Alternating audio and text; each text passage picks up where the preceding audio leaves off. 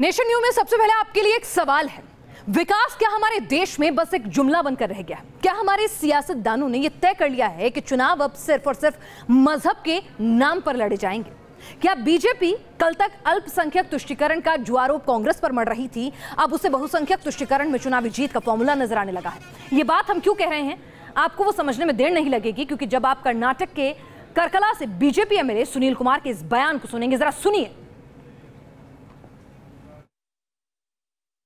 ದಯಮಾಡಿ ನಿಲ್ಲಿರುವಂತ ಬಂಧುಗಳಿಗೆ ವಿನಂತಿ ಮಾಡ್ತಾನೆ, ನಾಡಿನ ಚುನಾವಣೆ ರಾಜೇಶ್ ನಾಯ್ಕ್ ಮತ್ತು ರಮಾನಾಥ್ರ ವಿರುದ್ಧ ಅಲ್ಲ ಮತ್ತು ರಾಮನಗರಿ ನಡೆಯುವಂತ ಚುನಾವಣೆ ಇದು. ಯಾರು ಬೇಕು ಬಂಡವಾಳಕ್ಕೆ ತೀರ್ಮಾನ ಆಗಬೇಕಿದು. ಮತ್ತೆ ಮತ್ತೆ ಅಲ್ಲರನ್ನ ಗೆಲ್ಲಿಸ್ತೀವ ಅಥವಾ ರಾಮನನ್ನ ಪ್ರೀತಿಸುವಂತ ವ್ಯಕ್ತಿಯನ್ನ ಗೆಲ್ಲಿಸ್ತೀವ, ಇದು ಬಂಟ್ವಾಳದ ಜನತೆ ತೀರ್ಮಾನವನ್ನು ಮಾಡಬೇಕು. ಇದು ಈ ವರ್ಷದ ಚುನಾವಣೆಯ ವಿಷಯ ಬಂಟ್ವಾಳದಲ್ಲಿ. तो खुले तौर पर धर्म के नाम पर राजनीतिक रोटियां सेकी जा रही हैं। यह कलयुग है जहां पर अल्लाह और राम के बीच भी चुनाव करवा सकते हैं सियासतदान। कर्नाटक में विधानसभा चुनाव से पहले वोटों का जुगाड़ अल्लाह और राम के नाम पर हो रहा है और खुलकर हो रहा है। कर्नाटक के बंटवाल में चुनाव से पहले बीजेपी के एमएलए सुनील कुमार कैसे कर्नाटक विधानसभा चुनाव को हिंदू सम्मान से जोड़ रहे हैं, आगे जरा वो भी सुनिए। बीजेपी कांग्रेस नಡುವಿನ ಚುನಾವಣೆ ವಿಷಯ ಅಲ್ಲ ಇದು. 6 ಬಾರಿ ಗೆದ್ದಂತ ವ್ಯಕ್ತಿ ಹಿಂದೂಗಳ ಮತ ಬೇಡ ಅಂತ ಹೇಳ್ತಾನೆ ಅಂತಂದ್ರೆ ನಮಗೆ ಮರ್ಯಾದೆಯ ಪ್ರಶ್ನೆ ಇದು. ಇದು ಬಂಟ್ವಾಳದ ಪ್ರಶ್ನೆ ಅಲ್ಲ, ಇಡೀ ಜಿಲ್ಲೆಯ ಪ್ರತಿಷ್ಠೆಯ ಪ್ರಶ್ನೆ. ಯಾರನ್ನ ಗೆಲ್ಲಿಸಬೇಕು ಅಂತ ಆಲೋಚನೆ ಮಾಡಬೇಕಲ್ಲ. ನಡೆದ ಚುನಾವಣೆಯ ಸಂದರ್ಭದಲ್ಲಿ ಮಹಿಳೆಯರಿಗೆ ರಕ್ಷಣೆ ಇದೆ ಈ ಸರ್ಕಾರದಲ್ಲಿ. तो भूखमरी, गरीबी, बलात्कार, बेरोजगारी ये मुद्दे नहीं है, हिंदू अस्मिता ही मुद्दा है। बयानों को सिर्फ एक पार्टी से जोड़कर शायद देखना ठीक नहीं रहेगा। बीजेपी के सुनील कुमार अगर वोटों का मजहबी फॉर्मूला तलाश रहे हैं तो बीफ के मसले पर कांग्रेस बीजेपी को घेर रही है। अब बीफ का विरोध और बीफ का समर्थन इन दोनों के बीच वोट का गणित नहीं है, ये कहना बिल्कुल ठीक नहीं होगा। लेकिन नेता इसे सीधे मान लें, ऐसा कतई नहीं हो सकता। मोदी जी ने इतने बड़े बड़े वादे किए और उस पर काम नहीं किया, और पिछली बार जो बीजेपी की गवर्नमेंट थी उनके मुख्यमंत्री जेल गए करप्शन पे। 3-5 साल में मुख्यमंत्री बदले गए, 17 मिनिस्टर को रिजाइन करना पड़ा करप्शन पे और दूसरे स्कैंडल्स में। आज बीजेपी के पास बात करने के लिए है क्या? It should not be seen in the communal angle. It is only a response to the minister's rhetoric. ये बड़ा शर्मनाक है। बीजेपी के जो ये इनको तो अरेस्ट करना चाहिए, इनको तो हिंसा फैलाने के अवेज में इनको तो अरेस्ट करके जेल में रहना चाहिए। तो इस बार कर्नाटक के चुनाव में मजहब मुद्दा है, लेकिन इससे पहले चुनाव जातीय आधार पर कर्नाटक में लड़े जाते रहे हैं।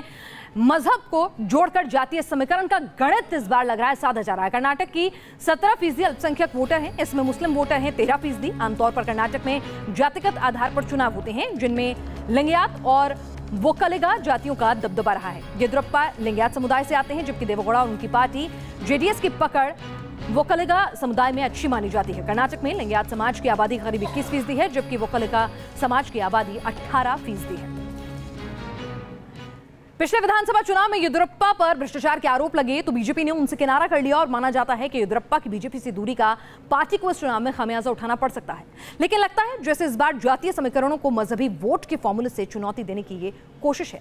बीजेपी एमएलए सुनील कुमार ने बंटवाल में बयान दिया, जो कोस्टल कर्नाटक का हिस्सा है, और कोस्टल कर्नाटक के 3 जिले उत्तरी कन्नड़, दक्षिणी कन्नड़ और उडुपी काफी संवेदनशील माने जाते हैं। हालांकि कोस्टल कर्नाटक आरएसएस का तीसरा सबसे बड़ा गढ़ के तौर पर भी देखा जाता है। लेकिन 2013 के विधानसभा चुनाव में उत्तर कन्नड़ की 6 सीटों में से बीजेपी को सिर्फ 1 सीट पर कामयाबी मिली, और दक्षिण कन्नड़ में 8 में से 7 सीटें कांग्रेस जीत ले गई। तो अब लगता है जैसे विवादित बयानों के जरिए, मजहबी बयानों के जरिए संवेदनशील इलाके में चुनावी जीत का फॉर्मूला बीजेपी तलाश रही है।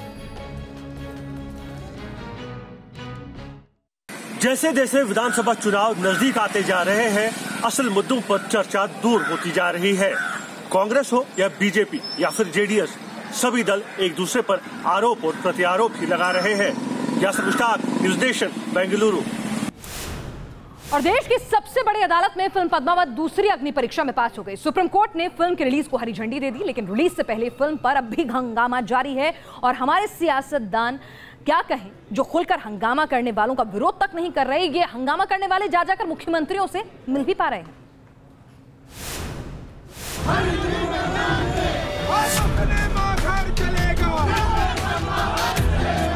सुप्रीम कोर्ट से फटकार, फिर भी फिल्म पर तकरार।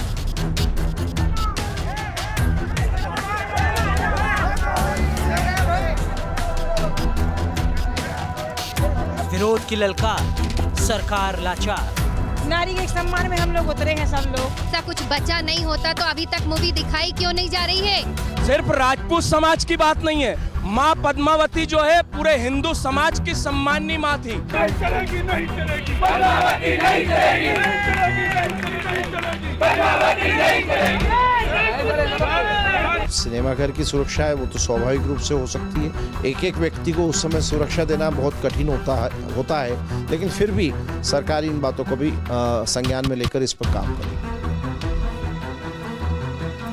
राजस्थान में जारी तकरार।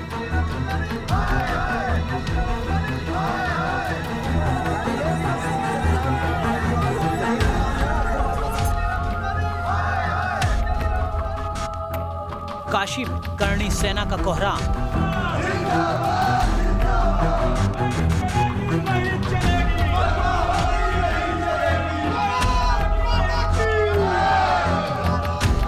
सहारनपुर में भी बचा बवाल।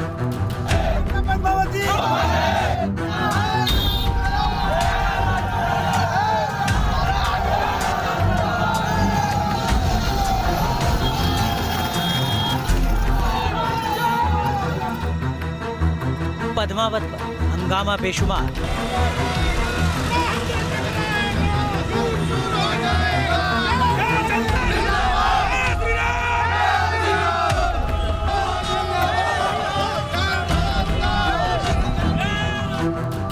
खट्टर सरकार हुई लाचार।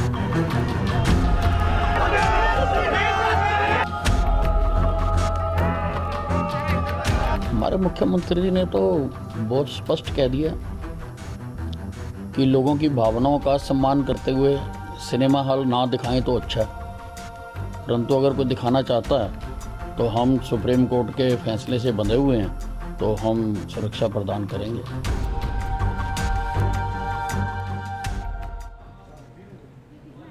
तो देखा आपने, प्रधानमंत्री नरेंद्र मोदी के संसदीय क्षेत्र बनारस से लेकर नागपुर तक, हरियाणा तक, हर जगह पद्मावत की रिलीज का हंगामा जारी है। लेकिन विरोध करने वालों पर सुप्रीम कोर्ट की फटकार तमाम राज्य सरकारों के लिए भी एक बड़ी शर्म की बात है कि कैसे सुप्रीम कोर्ट पद्मावत पर दलीलों का दंगल झेलता है और उसके बाद पद्मावत को अपना सुप्रीम सपोर्ट भी दे देता है। लेकिन ये राज्य सरकारें आनाकानी कर रही हैं। सुप्रीम कोर्ट में आज क्या हुआ ये भी बता देते हैं। राजस्थान सरकार की ओर से एएसजी तुषार मेहता ने दलील दी थी कि हम ये नहीं कह रहे हैं कि हमें फिल्म बैन करने की इजाजत दी जाए, बल्कि हम सुप्रीम कोर्ट के पहले के दिए गए ऑर्डर में कुछ सुधार चाहते हैं। इस पर सुप्रीम कोर्ट ने साफ कर दिया कि वो अपने आदेश में कोई बदलाव नहीं करेंगे, सभी राज्यों को आदेश का पालन करना होगा। चीफ जस्टिस दीपक मिश्रा ने कहा कि ये कोई इतिहास से छेड़छाड़ नहीं है, विशेषज्ञों ने फिल्म देखी है, इसमें डिस्क्लेमर भी लगा हुआ है और लोगों को समझना चाहिए कि सुप्रीम कोर्ट ने आदेश जारी किया है, इसका पालन होना चाहिए। करणी सेना के वकील ने जस्टिस डीवाई चंद्रचूड़ ने कहा कि आप दिक्कत पैदा करते हैं और फिर कोर्ट आते हैं। कोर्ट की टिप्पणी तो आपने देखी, लेकिन हैरानी की बात यह है कि अब भी करणी सेना के लोग विरोध कर रहे हैं और कई मल्टीप्लेक्सेस एसोसिएशन उस विरोध के आगे झुक भी रहे हैं। हाँ, ये 100 करोड़ लोगों की मांग है और 100 करोड़ लोगों पे मैं छोड़ता हूँ वो क्या विरोध करते हैं, वो कितना खुश हैं कि हमारे देश की महिला के साथ, महारानी पद्मावती के इतिहास के साथ अलाउद्दीन खिलजी हीरो बनाकर भंसाली छेड़छाड़ कब तक करता रहेगा। और अब खबर एमपी के एक माननीय मंत्री जी की, जिनकी संपत्ति कुर्क हो सकती है। एक बैंक मंत्री जी की संपत्ति को नीलाम करने की तैयारी में है। जी हां, सही सुन रहे हैं, एक मंत्री की खबर है कि राज्य के पर्यटन और संस्कृति मंत्री सुरेंद्र पटवा ने इंदौर के एक बैंक से 34 करोड़ रुपए का लोन लिया था। लोन न चुकाने की वजह से बैंक मंत्री जी पर कड़ी कार्रवाई कर रहा है। बैंक ने मंत्री जी की इंदौर और उज्जैन की अचल संपत्ति को अपने कब्जे में ले लिया है। साथ ही सार्वजनिक तौर पर नोटिस जारी किया है कि मंत्री सुरेंद्र पटवा या उनके परिवार से कोई अब तक संपत्ति न खरीदे, वो बैंक को 34 करोड़ जब तक चुका नहीं देते। हमारे संवाददाता नीरज श्रीवास्तव ने इस मुद्दे पर मंत्री जी की भी राय जानने की कोशिश की, लेकिन उन्होंने कैमरे पर कुछ भी बोलने से इनकार कर दिया। आप कुर्की के मामले में क्या बोले भला मंत्री जी? पद्मावत के मुद्दे पर तो न्यूज नेशन से बात कर रहे थे, लेकिन संपत्ति कुर्की के इश्यू पर उन्होंने कोई भी कमेंट करने से मना कर दिया। हालांकि ऑफ द रिकॉर्ड मंत्री जी का कहना है कि वो इस पर लीगल ओपिनियन ले रहे हैं। वीडियो जर्नलिस्ट अभय के साथ नीरज श्रीवास्तव, न्यूज नेशन भोपाल। और अब देखते हैं क्राइम की दुनिया में क्या कुछ हो रहा है क्राइम व्यू में।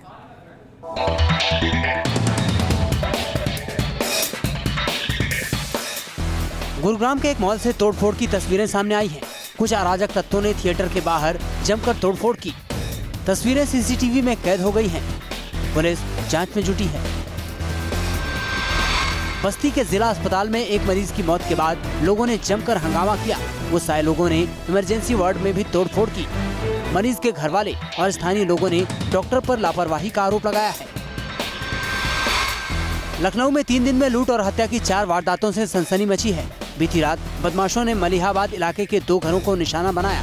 विरोध करने पर बदमाशों ने 2 लोगों को रॉड से पीटा। एक की मौत हो गई। कानपुर के मूलगंज में सीसीटीवी में कैद हुई चोरी की वारदात। बाइक और स्कूटी चोरी कर रहे थे बदमाश। सीसीटीवी फुटेज के आधार पर पुलिस मामले की जांच में जुटी है।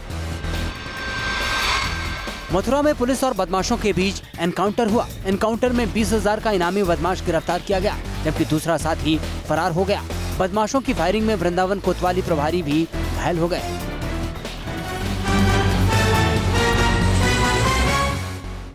और अब बात करते हैं सीलिंग को लेकर हो रहे विरोध की। सीलिंग अभियान के खिलाफ आज राजधानी के ज्यादातर बाजार बंद रहे। पुरानी दिल्ली के सभी थोक और रिटेल कारोबारियों ने अपनी दुकानें विरोध के चलते बंद रखी और सड़कों पर वो विरोध प्रदर्शन करते हुए नजर आए। दिल्ली के करोलबाग में तो सीलिंग के खिलाफ कारोबारियों ने अनोखा प्रदर्शन किया। यहाँ दुकानदार और व्यापारियों ने हाथ में कटोरा लेकर विरोध किया और सरकार के खिलाफ नारेबाजी की। अगर व्यापार धंधा बंद हो जाएगा तो भीख मांगने की नौबत आ जाएगी। कारोबारी संगठनों के इस महाबंद का आम आदमी पार्टी, कांग्रेस के अलावा बीजेपी ने भी समर्थन किया।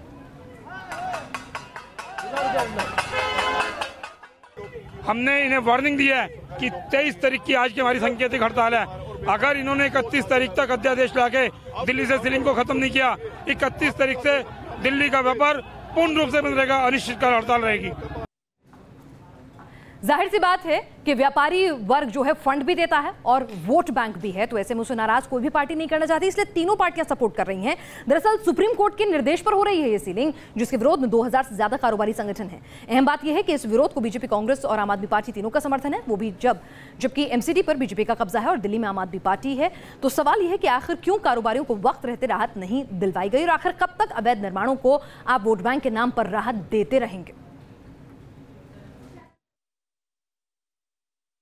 चावड़ी बाजार इलाके की तस्वीर आपको दिखा रहे हैं, जहां सीलिंग पर सियासत की सीधी तस्वीर देखी जा सकती है। इलाके में आम आदमी पार्टी की विधायक अलका लांबा और दूसरी तरफ व्यापारियों का जो मंच है, दोनों आमने सामने हैं। जहां व्यापारियों का समर्थन तो करती नजर आती है आम आदमी पार्टी और विधायक, लेकिन मंच अलग अलग हैं। इस पर सीधे तौर पर जो चीज नजर आती है वो सीलिंग पर सियासत को लेकर है। वीडियो जर्नलिस्ट चेतन शर्मा के साथ सूरज अरोड़ा, न्यूज़ नेशन, दिल्ली।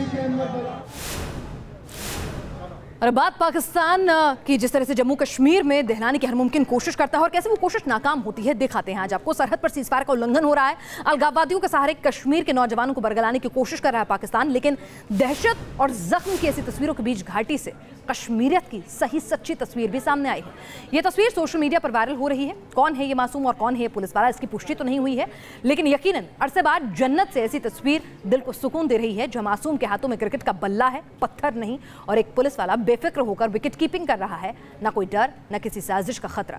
इन तस्वीरों पर जम्मू कश्मीर के पूर्व मुख्यमंत्री उमर अब्दुल्ला ने ट्वीट कर सुकून जाहिर किया है। लिखा है, पत्थरबाजी और आंसू गैस के गोलों से बेहतर है साइज से बड़ी विकेट। और एक और अच्छी खबर कश्मीर से ही आ रही है, जहां मार्शल आर्ट चैंपियन एक बनकर उभरी हैं लड़की, जो 6 साल की उम्र से कोरियाई मार्शल आर्ट सीख रही थी और अब वहां के लड़कों को भी इस हुनर के गुर सिखा रही हैं। किसी को पैर से हमला करने का गुर सिखाया, किसी को हमला नाकाम करने की ट्रेनिंग दी। ये कश्मीर की मार्शल आर्ट चैंपियन आबिदा है। वैसे तो आबिदा की दिलचस्पी 6 साल की उम्र से ही मार्शल आर्ट में रही और घर वालों ने हौसला दिया तो फिर आबिदा ने कमाल कर दिया। आबिदा कोरियाई मार्शल आर्ट टंग सूदो खेलती है, जिसे खेल के साथ साथ स्वास्थ्य और आत्म सुरक्षा के खास मकसद से खेला जाता है। आबिदा ने जब इस खेल को अपना जीवन बनाने का फैसला किया तो उसकी राह में चुनौतियां कम नहीं थी, लेकिन उन्होंने हार नहीं मानी। स्टार्टिंग में तो बहुत बोलते थे कि क्या करेगी, लड़की है, घर में बिठाओ। मेरे पापा को भी बोला जाता था घर में बिठाओ, अच्छी बात नहीं है, बहुत मेरे खिलाफ भी हो गए थे, मगर मेन रीज़न है कि मेरे पापा जो है वो मुझे फुली सपोर्ट कर रहे थे मेरी फैमिली में, जिससे मुझे इतना सपोर्ट किया कि उसने बोला ये मेरी बेटी नहीं, मेरा बेटा है। आबिदा ने सिर्फ नेशनल लेवल पर ही कमाल नहीं किया, दुनिया भर में अपनी आर्ट का लोहा मनवाया। साल 2011 में नेपाल और 2012 में भूटान में उन्होंने 3 गोल्ड मेडल जीते और आबिदा आज लड़कों को भी मार्शल आर्ट की ट्रेनिंग दे रही हैं। करीब 2 दर्जन बच्चे उनसे ये हुनर सीख रहे हैं। Team news nation. और अब देखते हैं खेल की खबरें फटाफट अंदाज में स्पोर्ट्स व्यू में।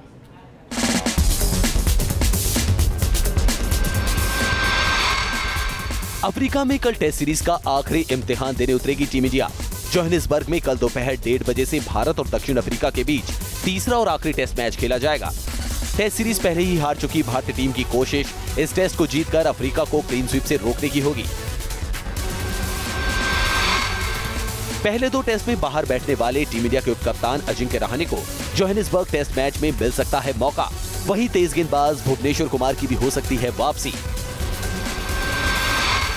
विराट की सेना की दक्षिण अफ्रीका के खिलाफ टेस्ट सीरीज में हार की जांच की जाएगी।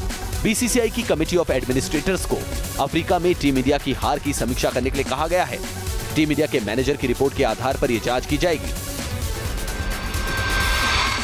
भारतीय महिला क्रिकेट टीम की कप्तान मिताली राज ने कहा है कि अफ्रीका दौरे पर जल्दी जाने का फायदा मिलेगा। अफ्रीका में 5 फरवरी से होने वाली वनडे और T20 सीरीज के लिए कल उड़ान भरेगी भारतीय महिला क्रिकेट टीम।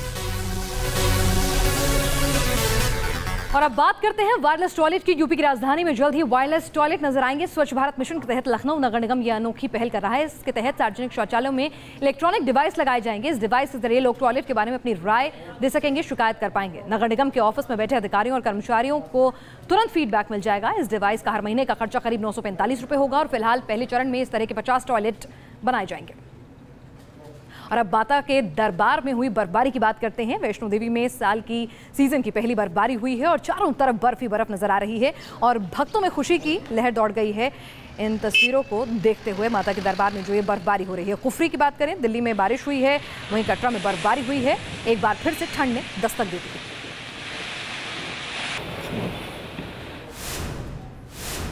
और अब वर्ल्ड व्यू।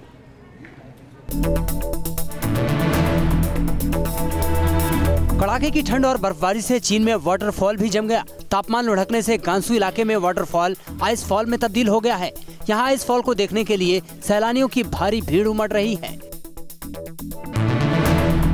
जापान में भारी बर्फबारी ने लोगों की मुसीबतें बढ़ा दी हैं। राजधानी टोक्यो के कुछ हिस्सों में 23 सेंटीमीटर तक बर्फबारी दर्ज की गई है। 4 साल बाद टोक्यो में इतनी बर्फ पड़ी है और इसकी वजह से 180 लोगों के घायल होने की भी खबर है।